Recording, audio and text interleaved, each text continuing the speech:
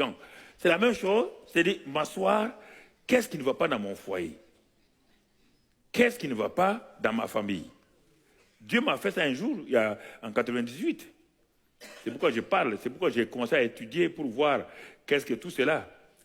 Et quand je suis tombé malade et que j'avais de la pleurésie, et les médecins ont dit c'est le cancer, d'autres ont dit c'est la tuberculose, mais à la fin, ils ne savaient pas de quoi je souffrais.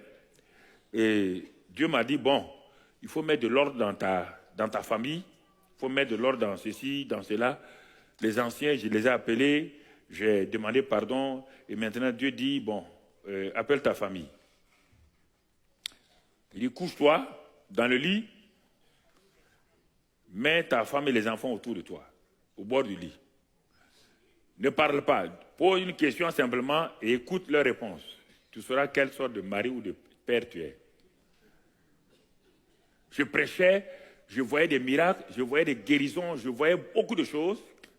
Et quand je me suis couché là, j'ai dit le dernier enfant, David, il dit, mais qu'est-ce que tu penses de papa? Ah, il était tout petit, il dit, ah, papa crie trop. Ah, donc ça a bien commencé. Ça, c'est le petit qui dit que je crie trop.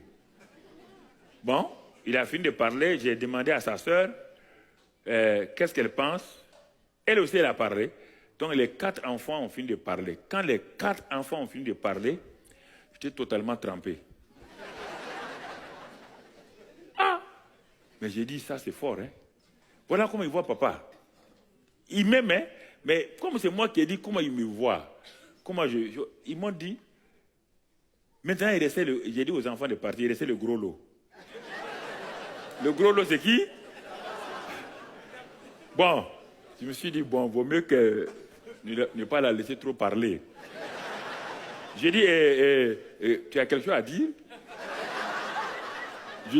Les enfants, j'ai dit, mais à elle, j'ai dit, non, tu as quelque chose à dire?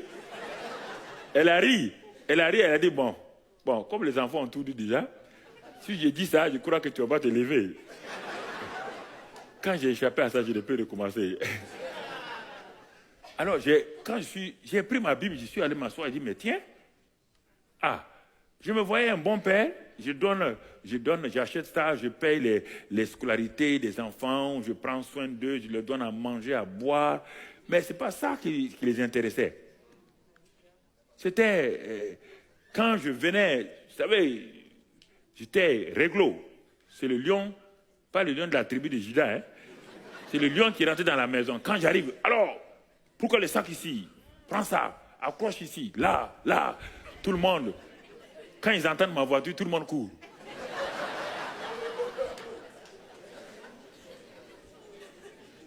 Le lion est arrivé, et les antilopes, les antilopes courent se cacher.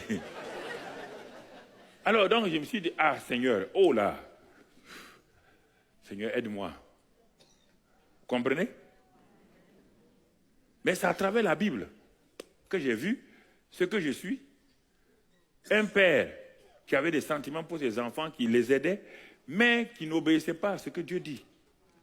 Puisque Dieu dit, parents, n'irritez pas vos enfants. Et moi, je les irritais avec ces choses. Il dit, n'irritez pas vos enfants. N'irritez pas vos enfants. Chapitre 6 de Éphésiens. Donc, j'ai commencé à corriger, je me suis repenti, je leur ai demandé pardon. Et ça, c'est au niveau Et puis Dieu dit 1 Pierre 3, toujours les hommes. Les hommes, 1 Pierre 3, verset 7. Qu'est-ce qu'il dit là-bas? Il dit, dans ce passage-là, il dit de faire de telle manière que vous honorez vos femmes afin que votre prière soit exaucée. Vous honorez vos femmes pour que vos prières soient exaucées. Il dit, sinon il y a un frein à vos prières. Si tu n'honores pas ta femme, il y a un frein à tes prières. Vos prières ne sont pas... Donc, alors, en ce moment-là, il dit aux maris, aux femmes maintenant, les femmes, il dit, soumettez-vous. Soumettez-vous à vos maris, comme cela convient. Mais le mari prend ça, le mari ne doit pas dire, Dieu dit à la femme de se soumettre. Mais à se soumettre à qui? Un mari qui l'aime. Vous m'attendez? Mais écoutez, Et ce n'est pas une déclaration ipso facto, c'est pour dire qu'il est facile de se soumettre à un mari qui vous aime que de se soumettre à un mari qui ne vous montre aucune manière de vous aimer. Parce que les hommes disent, mais Dieu a dit de vous soumettre. Mais je vous pose la question. Si tu dis comme cela, il y a quelqu'un qui ne va pas en toi. Si toi, tu ne fais pas ce que Dieu te dit, et tu dis à ta femme, soumets-toi, tu es un dictateur. Tu es un dictateur. Tu es un dictateur. Donc, vous voyez? Donc, il y a ces choses-là qui font qu'on va de l'avant. Je vais aller vite pour terminer. Et entre parents, il est dit ce qu'il faut faire. Les enfants, comment il dit, honorer les parents pour qu'ils aient longue vie. Mais écoute, il y a un jeune homme aux États-Unis, et il avait tout eu avec ses parents. Ses parents étaient riches, il était le fils unique. Mais un jour, il venait trouver son père donc dans le salon, il a jeté la clé de la voiture, il a tout jeté et puis il a dit au père, je m'en vais me débrouiller. Le père dit, mais pourquoi? Je t'ai tout donné. Il dit, mais justement, l'erreur, tu m'as tout donné, mais tu ne m'as pas donné l'amour. L'amour, discipline, tu m'as laissé tout faire. Et quand je suis avec mes amis en ville, je n'arrive à rien faire. Ils se moquent de moi. Fils à papa. Je n'arrive à rien faire. J'ai l'argent, j'ai tout. Mais quand je les vois faire des choses par eux-mêmes, quand on va au campus, ils font des repas. Moi, je ne sais pas faire des repas. Tout le temps, tout le monde fait des repas à la maison. Je ne sais même pas laver mes habits, repasser, rien. Ils se moquent de moi. Il dit, papa, je vais aller me débrouiller. Il a jeté la clé, il est sorti, il est parti s'installer en ville comme ça, avec ses camarades pour apprendre. Donc, vous voyez, le père lui a tout donné, mais pas l'essentiel. La discipline, l'ordre et tout, il ne lui a pas donné ça. Donc, il s'est retrouvé brusquement désemparé devant ses camarades.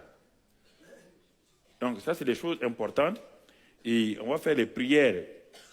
Ce sont des prières pour terminer. Et frères et sœurs, j'ai appris ces prières-là. Et dans certains moments, Dieu m'a dit, au lieu de discuter, au lieu d'aller voir quelqu'un pour qui prie pour toi, toi-même prie pour ta femme. Première prière, Proverbe 31. Première prière que j'ai commencé à faire et que je te dis d'appliquer ça, Proverbe 31.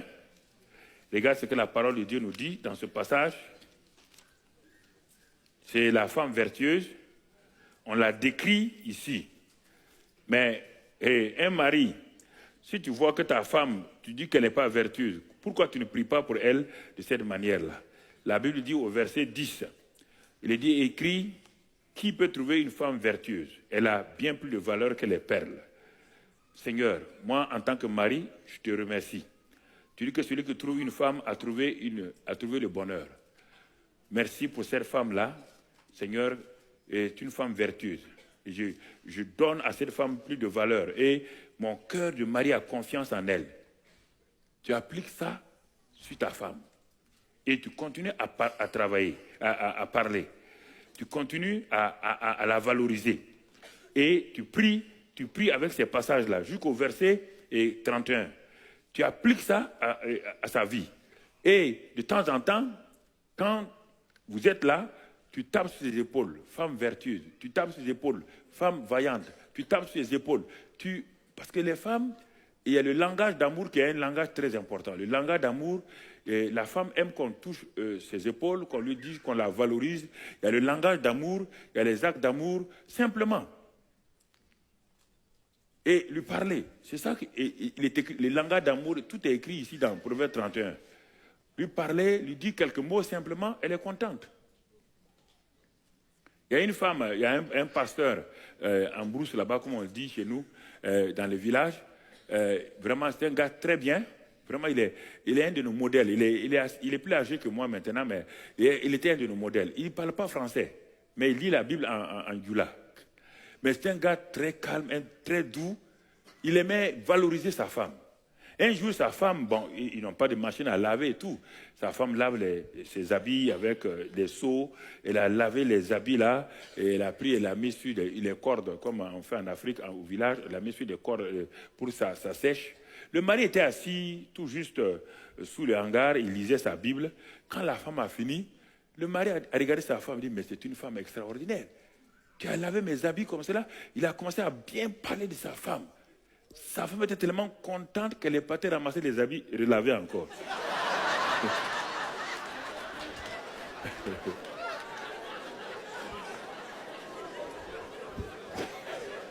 Elle ne savait quoi dire. Et tellement elle est contente, et sans savoir, elle a tout ramassé. Bon, ce pasteur-là, c'est un pasteur, il ne parle pas français, mais il vit, quand tu le vois vivre, vraiment, tu as envie d'être comme lui. Et nous le suivons beaucoup, on aimait aller causer avec lui, on priait avec lui, il nous a appris beaucoup de choses, même nous qui avons étudié beaucoup là, mais on a appris beaucoup de choses. Le psaume 23, par exemple, femme, tu peux appliquer le psaume 23, mais je le fais en allégorie. Ce psaume-là, c'est pour le Seigneur. Mais écoute-moi, écoute. Et ce que je veux te dire pour ton mari, le psaume 23, regarde ce que la Bible dit ici. Il est écrit dans ce psaume 23-là, « L'Éternel est mon berger, je ne manquerai de rien. Seigneur, mon mari est le berger de la maison. À cause de lui, nous ne manquerons, les enfants et moi, nous ne manquerons de rien. Car tu poses ta bonne main sur lui et tu le fais reposer. Tu donnes un repos à mon mari, qu'il soit un homme de repos, un homme rempli d'un repos qui vient de toi, afin qu'il dirige sa famille de la bonne manière. » Tu comprends? Parce que nos âmes sont parfois dans l'angoisse.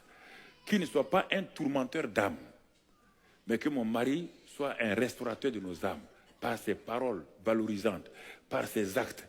Applique ça. Applique ça. Et puis, conduis-le chaque jour. Quand il sort, conduis le Seigneur.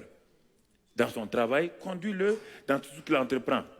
Et Seigneur, même quand nous traversons des temps difficiles, donne à cet homme-là la direction, donne-lui le discernement pour qu'il fasse de bons choix, qu'il fasse des bonnes choses pour que nous puissions traverser ces vallées-là sous la conduite de sa sagesse que tu as mis en lui en tant que le chef du foyer. Donne-lui cette sagesse-là afin qu'il nous conduise.